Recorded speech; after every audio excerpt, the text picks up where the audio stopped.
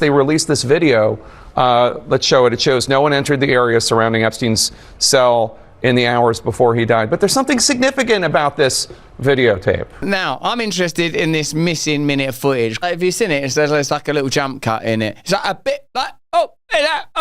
Let's check that out, because if you are covering it up, tidy up the footage, man. Alex, I have to say, I'm with the people that still have questions about this. I kind of don't buy the nothing to see here. I mean, Jake Tapper, what credibility has Jake Tapper got left with a missing minute? He's got a missing 6 months when it comes to reporting on COVID and Joe Biden. And I don't know that the Justice Department helped their case. They released this video. Let's show it. It shows no one entered the area surrounding Epstein's cell in the hours before he died. But there's something significant about this videotape. What is it? Well, they couldn't even address the time code. You wouldn't change the time code. Here's one thing that some people on the internet are picking up on, which is that there is about a minute missing between 11:58 p.m. 58 seconds and 12 a.m. the night that Epstein was apparently killed or died. Some people are saying, was this even Epstein's cell? This is not the video. It's not Epstein's cell. It was different. Okay, that's interesting. And let's see, Elon still trolling Trump. I wonder how this is going to play out, because now we're dealing with someone with resources.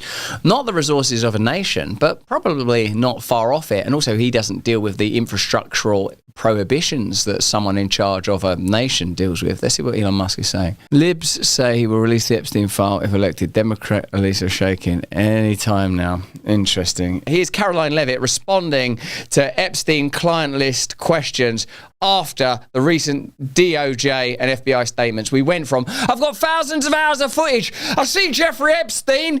He was with Bert and Ernie out of Sesame Street.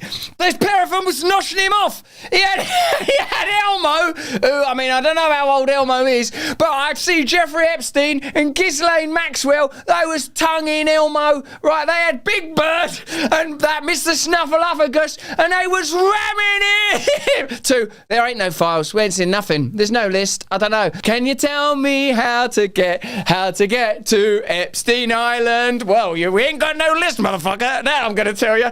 Let's get into it. How are they going to handle this little farrago? Caroline, the DOJ and FBI have now concluded there was no Jeffrey Epstein client list. What do you tell MAGA supporters who say they want anyone involved in Jeffrey Epstein's alleged crimes to be held accountable? This administration wants anyone who has ever committed a crime to be held accountable, and I would argue this administration has done more to lock up bad guys than certainly the previous administration. And the Trump administration is committed to truth and to transparency. That's why the Attorney General and the FBI Director pledged at the President's direction to do an exhaustive review of all of the files related to Jeffrey Epstein's crimes and his death. And they put out a memo in conclusion of that review. There was material they did not release because, frankly, it was incredibly graphic and it contained child pornography, which is not something that's appropriate for public consumption. But they committed to an exhaustive investigation. That's what they did, and they provided the results of that. That's transparency. Okay, so fair enough. We don't want to watch child pornography unless you're a paedophile. That makes sense.